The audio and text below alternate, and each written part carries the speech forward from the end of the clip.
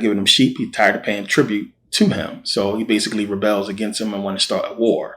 So now the king of Judah, which is Jehoshaphat, is basically like, okay, well, we can't allow this to happen. So we're going to join forces with Joram and go to war against the Moabites. So they basically come together. Usually these two, I understand at this time, another thing people don't understand, that even though it's Israel and Judah, these are two separate kingdoms, they are not exactly, friendly with each other, even though they're the same people.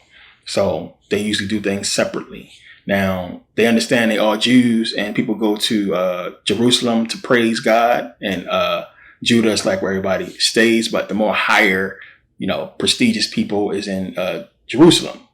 So they come together and go against the Moabites, and on their way through the desert to fight them, famine sinks in, drought and everything starts to happen. So Joram, who is son of Ahab, remember Ahab was a pagan basically, and did a bunch of crazy stuff, and their whole line is supposed to be killed. But he goes and he's like, yo, we need a prophet. Is there a prophet around? So we can basically try to get help from God. And I understand this is how it worked back then. This is how the Bible is telling you how it worked with them. Everybody left. They had a prophet. If something happened, they would pray to God. As far as with the Hebrews, of course, they would pray to God, and something good would happen for them. So they had to do it this way because you would have to explain how these many different wars going on, and then you have one main prophet who we know the name of that's making stuff happen. Well, what happened for the other people, somewhere else in another war, in another part of town or what have you? This is how they try to explain that. So they go ask Joram, go finds Elisha, because the people are like, okay, yeah, we have a prophet, we have Elisha, he's in the back somewhere. So they go and find Elisha, and Joram goes to Elisha and says, hey, it's drought, can you pray to God? Can you get us some help? And Elisha says some slick shit to him, like, why don't you go ask them to go tell you about your parents, the pagans, basically. So he like, huh? But for his respect for Jehoshaphat, out of respect for Jehoshaphat, he's like, okay, I'm going to help y'all out.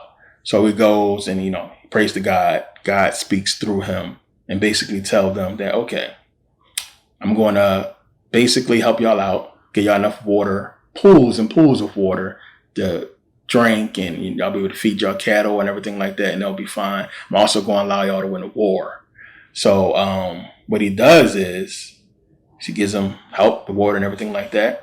And then in the morning, when the Moabites wake up, they wake up in puddles of water, big pools of water everywhere, and the water's bloody.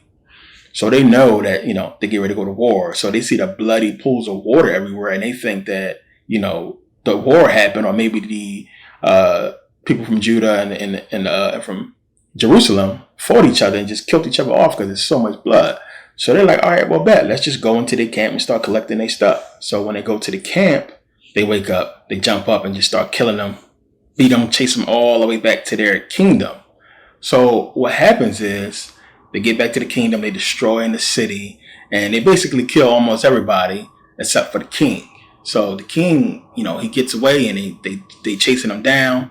And what he does is he grabs his firstborn son and he sacrifices him on the wall of the temple. He sacrifices him on the wall of the palace as a burnt offering to Shamash. So it says here, and when the king of Moab saw that the battle was too sore for him, he took with him 700 men that drew swords to break through even unto the king of Edom. But they could not.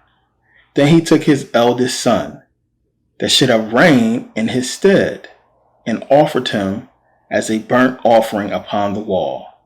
And there was great indignation against Israel, and they departed from him and returned to their land. So think about this. He sacrifices his firstborn to the god Shamash, which Shamash and Beelzebub was the gods of Edom that they worship. And indignation, that's like having like a sore feeling or a bad, attitude towards somebody. It's like, you have like aggression towards people. So it says it was indignation against the Israelites, and they basically fled home. So what is this? What is this? And that's one of the things in the Bible that they try to hint to that a lot of people don't pick up on. Think about it. God in the Bible, he's killing millions of people because they are worshiping other gods. And he's saying, I'm the only God.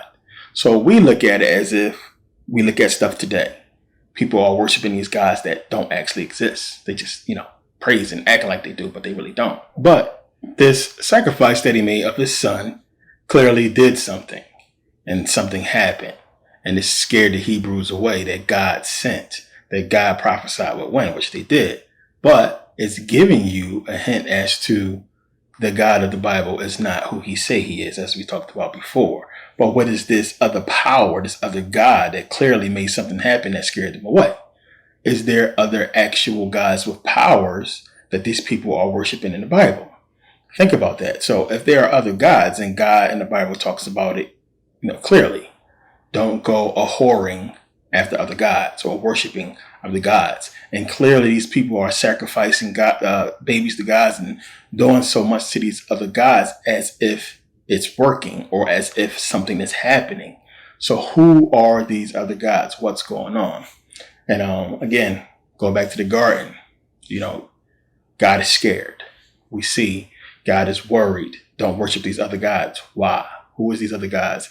And it's just simply a metaphor of understanding that before the Greeks went out and started conquering, the other gods was the gods of the ancient world, the black gods. Plain and simple. And understanding that one, it takes energy. Talks about in voodoo, how when you sacrifice, that energy gets converted into an energy that works for you. And you got to understand that these other gods is talking about, who are the people they're destroying? And they're destroying these African people, these African civilizations. And it wasn't so much they was worshiping other gods. They were pagans. They worship nature. They worship, the sun and everything else. But they have real power as far as understanding about consciousness and manifestation and everything like that. So as it says in Genesis, they are one, and this they begin to do, and now nothing will be restrained from them, which they have imagined to do, because they was actually, everything was working for them. You come in and you mess with the people's spirituality and you break them up, which is their true power is in a unity, then they're not going to have that power no more. So we got to understand the little hints it's giving us as to when it's talking about other gods and why, the white man basically don't want them doing that or knowing about this stuff. And it's giving you that hint. So now, he goes on after this battle and continues to do miracles. He raises a child from the dead. Child dies, brings it back from the dead. He takes poison food and makes it clean again. He feeds a bunch of people, like Jesus. One of the men borrowed an axe to help build, and the axe fell in the water. So Elias comes and he throws a stick in the water, and the axe magically floats back up. This is the kind of stuff I'm talking about that Elisha is doing. And you see this a lot. You'll see when you're reading so many crazy, magical things he's doing that's beyond what Jesus did. So making stuff float and raising people from the dead, you would think it's powers, Jesus only had. Now, when you actually read the book, you'll see God bestow powers upon these people. And it makes you think, about today. If God was around and wanted his people to be saved and all this and that, where's the people with power? Like, what's going on? Nobody has magical powers and all this stuff like we see in the Bible. So, he's doing miracles and everything like that. Now, what happens is Naaman. Naaman is the king of Syria. So Naaman has leprosy. Y'all, you probably know the story. So he has leprosy, and they basically like, hey, you need to go check out this dude, Elisha. He could probably help you out, whatever like that. So he hears so much about Elisha. He like, I better go see this guy myself. And this is the king coming to see. To him as a prophet, a regular person. But Naaman goes to where Elisha is. And he knocks on the door, and he's expecting that, Elisha is going to greet him. There's going to be some kind of, meeting or something like that. But when he goes to the door, guy answers the door, and he's basically like, yeah, well, Elisha said you need to go wash yourself off in the River Jordan like 7 times. It's 3 or 7 times. I believe it's 7. Go and wash yourself off in the River Jordan, and you're going to be fine. So, he a king. He like, what the hell? What you mean he ain't going to even come meet me or come say it to himself, say it to me himself? Why is this dude like not coming to talk to me? But he's like, just did what he said. He gets pissed. He leaves. Then, he thinks about it like, okay, why the River Jordan? Why not another river that's better or more cleaner or so on and so forth? Why that river? So he said, what do you got to lose? He goes, wash yourself off. Boom. leprosy is gone. So he's happy, and he's like goes back and he's trying to offer Elisha whatever. He said, do you need anything? What do you want? What can I give you? And Elisha is like, no, I'm cool. I don't need nothing. So on and so forth. So he leaves. Now Elisha's servant Gehazi. Gehazi is like, I'm not going to look a gift horse in the mouth. So what he does is he tracks him down. He goes and follows after Naaman, king, and he goes and catches up with him, and he says, Elisha changed his mind. He was tripping. He basically said, let me get some clothes, let me get some talents of silver and gold and everything like that. So, the king, he's happy. He's like, sure, he go even more silver than you asked for. He go everything you asked for. Thank you. And, he just came up off a lot. So, of course, why would you mess with somebody that has contact with God? So, of course, Elisha finds out, and he goes to him and he says, dude, you lied, theft, whatever like that. So basically, the leprosy is now going to be on you and your family.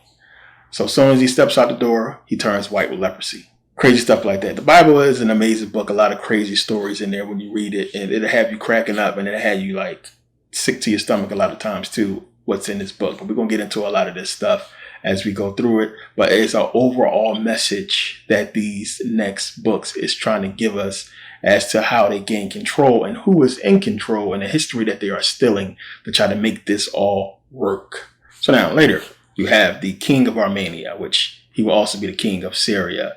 It would be like the same situation with Judah and Jerusalem, where you have the Armenians ruling Syria. So it might be two different kings, but same kingdom. They would be the king of both, if you understand.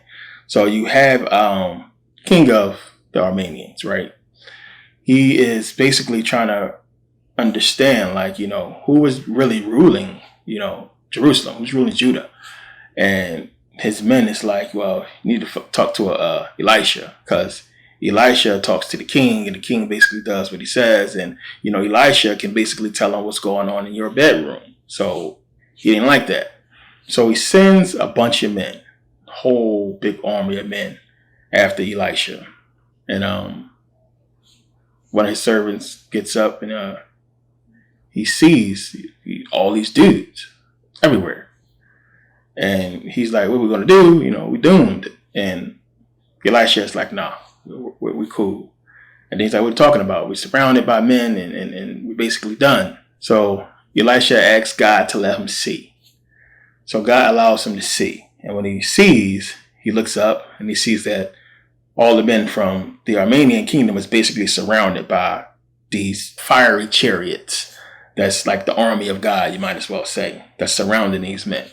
So it's more of them than it is of the Armenians. So basically, Elisha asks God to blind them, blind the men, blind these men. So he blinds them all, and they all struck and blind, and they wandering around crazy. So he pretends like he's somebody else, and he's going to help the people. He's like, I'm going to help you guys out. I'm going to lead you guys. And he basically leads them into Israel, into the Israelite king. And then the Israelite king is like, do we kill them all? What do we do? And Elisha is like, no. So feeds them all, restores their sight, and sends them back home. So that's like an incentive to the people to understand who the true God they should be following is. And the people go back. But of course, the Armenian king, he didn't like that. So what he does is King Ben-Hadad, he basically attacks Samaria, which Samaria is basically, it borders Galilee. It's a part of the Palestine. It's part of Palestine. It's central Israel, you might as well say. So he attacks Samaria, and he attacks them so bad it causes famine, and the people are starving to death. So the king is walking outside, the king of Israel, walking outside the palace walls or what have you, and a woman comes up to him, and she asks him for help. And he's like, I can't help you, but what's wrong? Some king, right? So she tells him the story. She's like, my neighbor came to me. And it's one of the stories that you hear when they say, well, y'all ate your babies. Hebrews, they ate their own babies. So her neighbor comes to her and says, hey, we starving to death. We're going to die. Let's eat your son today. And tomorrow we'll eat my son. So somehow the woman agrees to this. and they boil her son and they eat him. But the next day when she like, okay, well, offer up your son now, let's eat him. The lady hides him. So she basically telling the king, like, can you help me out? Like, can you help me find this woman's son so we can eat him because we're starving? Crazy, right? Some god. So the king is pissed. He's upset. And he gets so upset that he basically hires an assassin to kill Elisha because he's like, how the hell we have prophet who's supposed to be talking to God, he's supposed to be getting all these blessings and everything like that, but my people starving so bad that they eating babies. So he sends the assassin, but he gets to Elisha's house before the assassin does. And he asks Elisha, he's like, why should I follow you? Why should I follow your God? Why should I listen to anything you have to say? Because people starving to death and nothing is happening. So, Elisha's like, chill the fuck out. This is what's going to happen. By tomorrow, everybody is going to be able to buy food. They're going to be able to buy barley and flour for like 1 pence, like 1 cent. And he's like, impossible. How is this going to happen? He's just like, chill out. It's going to be cool. So now, after this, you have these 4 lepers. 4 men, they have leprosy. Remember, it's famine. They starving to death. They also have leprosy, so they're going to die anyway. So they are like, man, let's just go into the Syrian encampment and just beg them for some food. Maybe they'll feel sorry for us, and give us some food because we're going to die if we don't eat. But, we're going to die anyway because we have leprosy. So even if we do go and they kill us, we're going to die anyway. So I'd rather, get killed by them than starve to death, So this is their thinking. So they go into the Syrian camp, to ask for food. When they get there, completely empty. Like, not completely empty, like nothing is there. Everything is there. Food's there, goats there, horses there. It's filled with everything you could possibly want and need when they get there. So they get there and they're looking around and they're like, what the hell? So they see all this food, they eat. They eat real quick. They stuff in their pockets with gold. They run away and leave with a bunch of gold and go hide and stash it. And they like, we got away, before they can get back. But then, time passes and they thinking like, ain't nobody come looking for us. We ain't see nobody go by. Let's go back. So they go back and they do it again. They eat, they take some more gold, stash it. They do it a third time. But then they get scared because they like, man, this is too easy. This is a setup or something. Somebody's going to come after us in the morning. We're going to be trying to walk home and try to spend this money later and we're going to get killed. So what they do is they go and tell, the king of Israel, what has happened. Like, we got to go to the Syrian encampment. It's completely empty. Of course, the king don't believe him.